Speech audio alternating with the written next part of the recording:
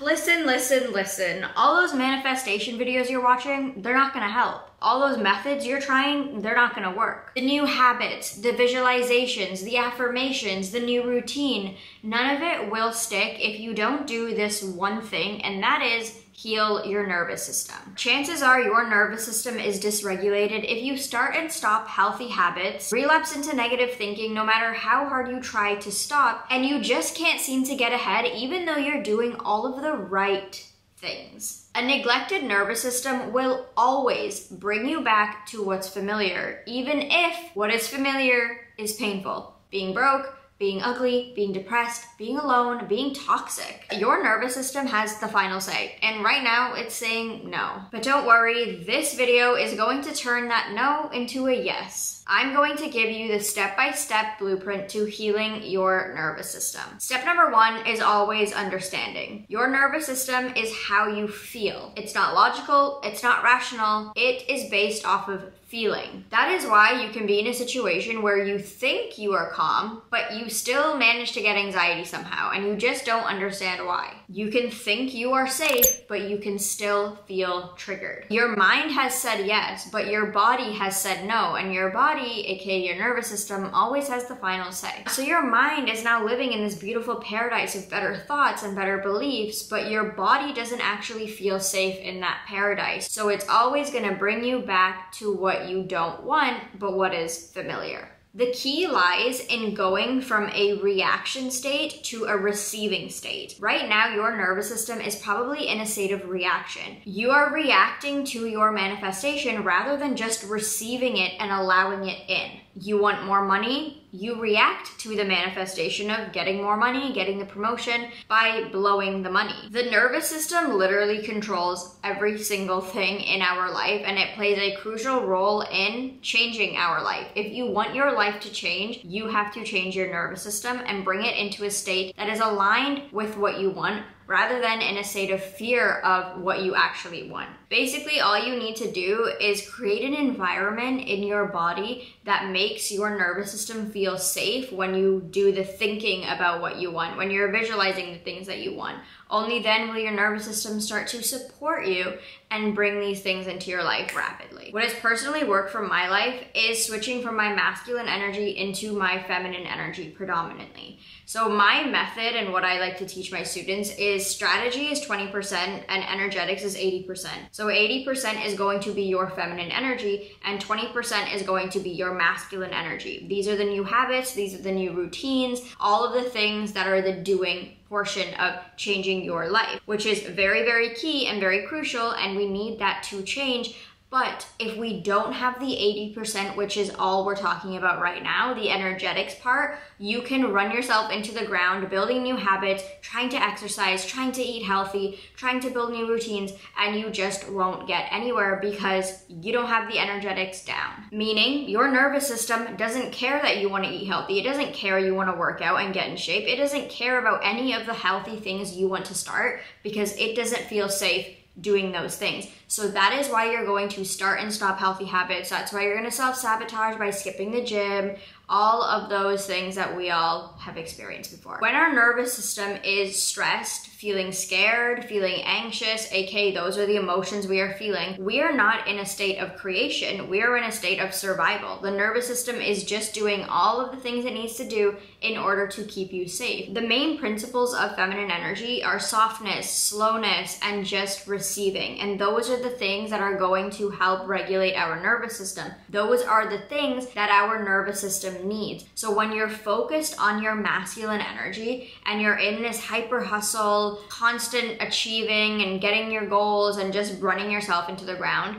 you are going to put yourself willingly into a state of survival. And that is not where we create and allow things. That is where we're just trying to keep our heads above water. What are we going to do to fix this? Step number 2, these are the things you have to get rid of. These are the toxic habits and behaviors that are dysregulating your nervous system 24/7. And a lot of them are masculine focused things. So this is your baseline. If you are down here, you are below your baseline. You need to get back to baseline. Once we are at baseline, we can start adding things in. And we're gonna get to that in the 3rd step.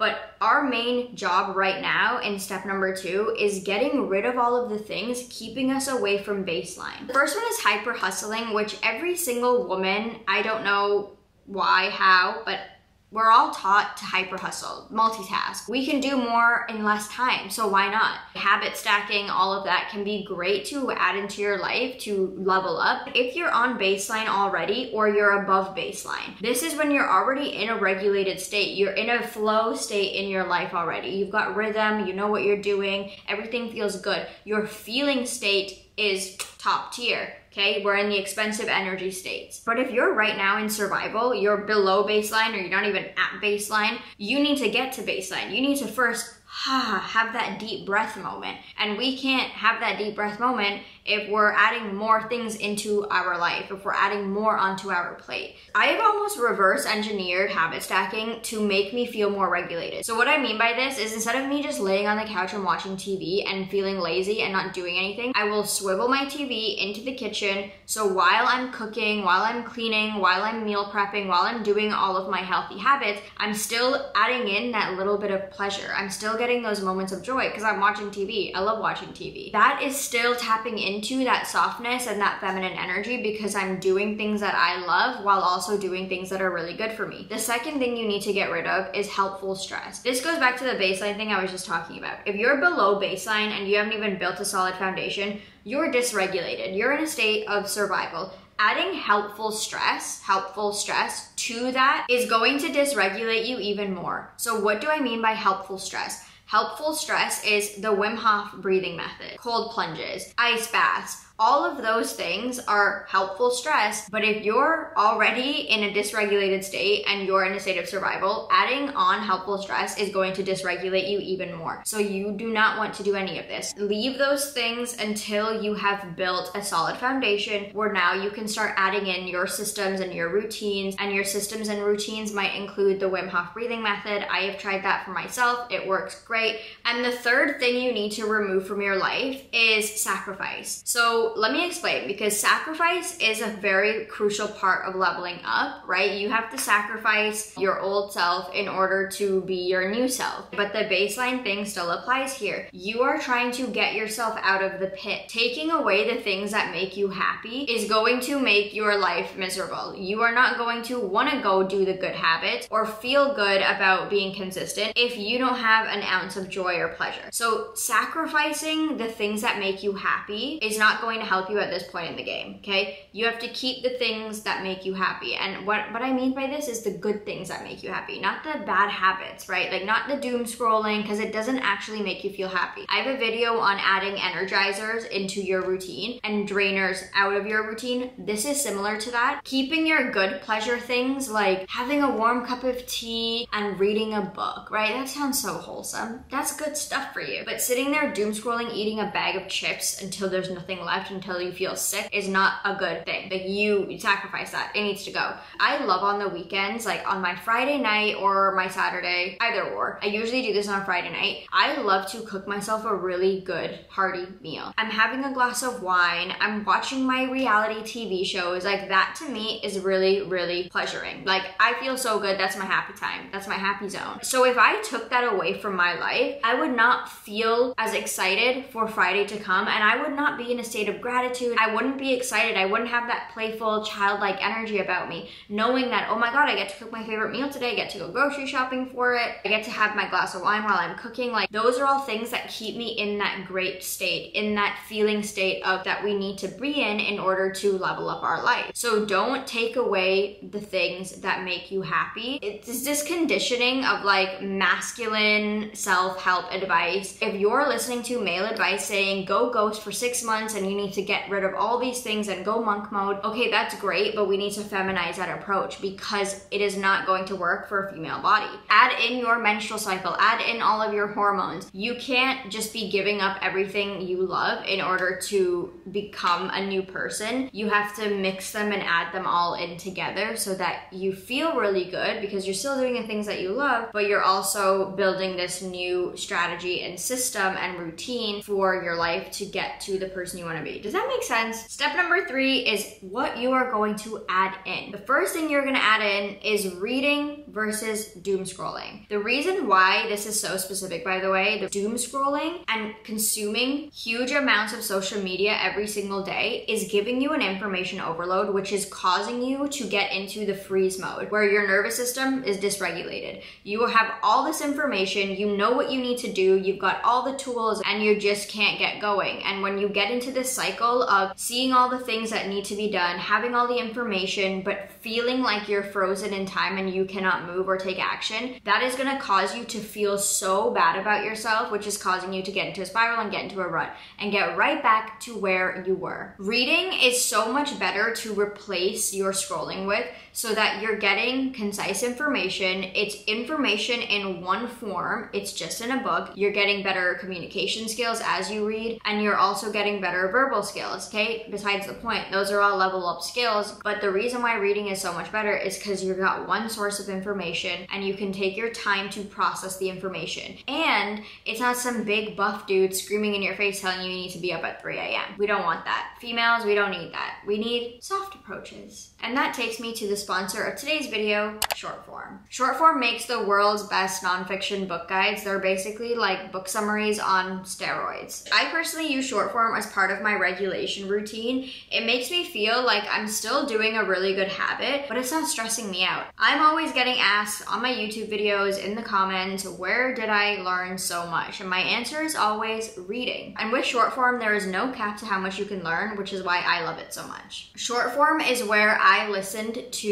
one of the GOAT, the greatest of all time, manifestation reality creation books, which is Reality Transurfing. And one of my favorite things about Shortform is you can physically read or you can listen to the audio version of it. So that can make your life even more stress-free if you're still wanting to learn and keep up with your good habits, but in a very relaxed, soft way. They have so many books on all the things that I have used in my level up journey because they have such a wide variety of genres that you can choose from. Things like relationships, psychology, spirituality, and so much more. Shortform drops new book guides and articles every week, and you as a subscriber get to vote on which books to cover. The first 200 people to use my special link, shortform.com/Vakita, will get a free trial of unlimited access and an additional 20% discount. So sign up because I'm telling you, you do not want to miss out on this. The second thing you're gonna add in is guilt-free rest. Now that might hurt your ears at first. So many women can't actually rest without feeling guilty, which is so crazy, but I am also a victim of this. I have now finally come to the place where I can literally just take a full day off without doing anything and not feel guilty about it. And it's so important that you give yourself that so that your nervous system can feel safe again. It can start bringing itself back into regulation. Oftentimes when we take a rest, we're almost thinking of like, oh my God, wait, I should be doing that, or I can't do that. We're always thinking of what more we can be doing instead of resting, but it's like, why? And what I found to really help me with this